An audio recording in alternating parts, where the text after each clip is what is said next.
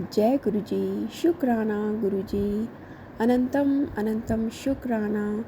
सारी संगत को जय गुरु जी। ओम नमः शिवाय। शिव जी सदा सहाय। ओम नमः शिवाय। मेरे गुरु जी सदा सहाय।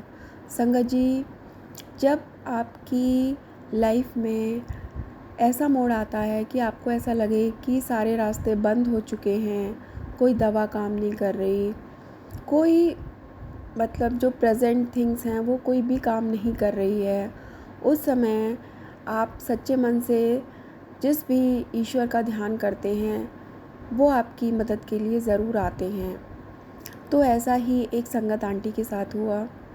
आंटी बताते हैं कि उनके हस्बैंड बहुत अच्छे थे, बहुत अच्छा नेचर था, शांत स्वभाव एकदम, लेकिन सडन क्या हुआ कि उनका नेचर एकदम चेंज हो गया। उन्होंने शराब पीना शुरू कर दिया, घर में लड़ाइयाँ होने लगीं, कलेश होने लगा। पता नहीं, आंटी को कुछ समझ नहीं आ रहा था कि ऐसा क्यों हुआ है। आंटी बहुत परेशान थी।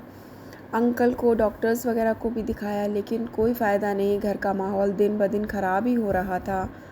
एक दिन आंटी को एक उनकी फ्रेंड मिलती हैं जो गुरुजी की संगत थे। तो कहते हैं ना संगत जी कि गुरुजी किसी न किसी माध्यम से ही मिलते हैं। तो उन्होंने उनकी फ्रेंड को शायद इसीलिए भेजा था क्योंकि उनका अब वक्त आ चुका था गुरुजी से मिलने का।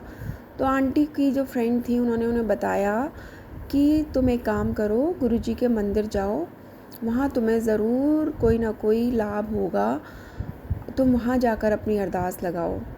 आंटी सब तरफ से निराश थी। आंटी अंकल को लेकर बड़े मंदिर गईं। वहाँ का ऑरा देखकर आंटी बताती हैं कि मुझे इतना रोना आ रहा था, मेरी आँखों से लगातार आंसू बह रहे थे और मुझे समझ नहीं आ रहा था कि मैं क्यों इतना रो रही थी, क्या मेरे अंदर से निकल रहा था। और इतनी शांति, बताती हैं आंटी कि इतनी शांति दिल में थी, इतना अच्छा था वहाँ का माहौल कि बिल्कुल डिवाइन ऑरा था वहाँ का, जैसे अंदर से सब कुछ क्लीन हो रहा था आंसुओं के थ्रू। उसके बाद आंटी अंकल वहाँ बैठते हैं, गुरबानी पाठ सुनते हैं और उसके बाद लंगर प्रसाद खाते हैं और जल प्रसाद लेते हैं और अपने फिर बाद में घर आ जाते हैं। आंटी बताते हैं कि 3-4 दिन बाद उन्हें अपने अंकल में कुछ चेंजेस फ़ील होते हैं, जबकि वो कुछ ज़्यादा नहीं थे, बट आंटी के लिए एक पॉजिटिव होप थी कि हाँ, अंकल में कोई सुधार है पहले से, वो पहले से शांत थे। और अब आंटी ने क्या किया कि अब हर थर्सडे को आंटी गुरुजी के मंदिर अंकल और आंटी दोनों जाने लगे। और संगत जी, जैसे जैसे अंकल जाने लगे वैसे वैसे अंकल का सारा जो भी निगेटिविटी थी उनके ऊपर, वो सब ख़त्म हो गई। उन्होंने शराब पीना भी छोड़ दिया धीरे धीरे और उनके घर का माहौल जैसे पहले प्यारा और खुशनुमा था, सेम वैसा ही हो गया। आंटी बड़ी खुश। आंटी ने गुरुजी का बहुत बहुत शुक्राना किया और तब से लेकर अब तक आंटी और अंकल हर थर्सडे को गुरुजी के बड़े मंदिर ज़रूर जाते हैं, जिससे कि गुरुजी की ब्लेसिंग्स उनके ऊपर हमेशा रहती हैं, कोई नेगेटिविटी उनके ऊपर हावी नहीं होती। क्योंकि संगत जी, आप अक्सर देखते होंगे जिन घरों में ज़्यादा लोग खुश रहते हैं ना, उन्हें बहुत जल्दी नज़र लग जाती है लोगों की। तो लोग अपनी खुशियों से या अपने दुखों से परेशान नहीं हैं, लोग दूसरों को खुश देखकर आज के टाइम में ज़्यादा परेशान हैं। तो कोई ना कोई गलत हरकतें लोग करते हैं जिससे कि आपके घर में नेगेटिविटी आती है और आपके घर का माहौल चेंज होता है। तो पहली बात तो गुरुजी हमेशा यही कहते हैं कि कोशिश करिए कि किसी के घर का दिया हुआ आपने खाना नहीं है। आप गाय को खिला दीजिए और या कुत्ते वगैरह को खिला दीजिए, लेकिन आप कोशिश करिए किसी के घर का दिया हुआ मत खाइए, क्योंकि नहीं जानते उसने वो किस आशा से आपको दिया है, उसकी क्या मंशा थी देने की।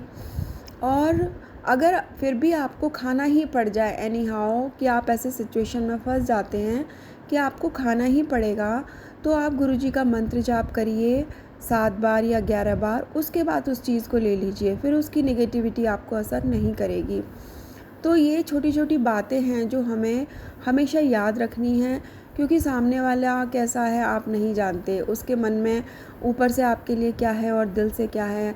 आजकल ज़माना ना दोगला हो चुका है, ड्यूल पर्सनालिटी है हर इंसान की। इसलिए कोशिश करिए कि अपने घर में ही रहिए और अपने घर का ही खाइए। और बाकी संगत जी गुरुजी ने बता ही दिया है कि अगर खाना पड़ता ही है तो आप 7 बार मंत्र जाप कर लीजिए। तो इस तरीके से गुरुजी ने आंटी और अंकल के जीवन में वो खुशियाँ फिर से वापस दे दी। उनका घर पहले की तरह एक मंदिर की तरह हो गया। तो संगत जी बात सिर्फ विश्वास की है। आंटी अगर विश्वास ना करती और वो मंदिर ना जाती तो उनके जीवन में ये कलेश हमेशा बनी रहती। बट गुरुजी ने उनको बुलाना था, इसीलिए उन्होंने उन संगत आंटी को भेजा। उनसे बात हुई इस टॉपिक पे। तो संगत जी गुरुजी पे विश्वास बनाए रखिए, सच्चे भाव से उन्हें याद करते रहिए। आपकी हर नेगेटिविटी, आपकी हर प्रॉब्लम का सॉल्यूशन गुरुजी आपको ज़रूर देंगे। और जो संगत जी आपके सामने कोई सत्संग आता है तो उसके आने की भी कोई ना कोई वजह होती है। आप इग्नोर मत करिए। किसी भी चैनल का कोई भी सत्संग आता है आप उसे ज़रूर सुनिए, ध्यान से सुनिए। और अगर आप टाइम पे नहीं सुन सकते तो उसे सेव कर लीजिए, जब आपको टाइम मिले तब सुनिए। क्योंकि आपके सामने अगर कोई सत्संग आ रहा है तो वो गुरुजी की ब्लेसिंग है, उन्होंने ही भेजा है आपके लिए। तो जय गुरुजी, शुक्राना गुरुजी, अनंतम अनंतम शुक्राना। सब पर अपनी कृपा बनाइए मेरे मालिक, सर्वदा कल्याण करिए।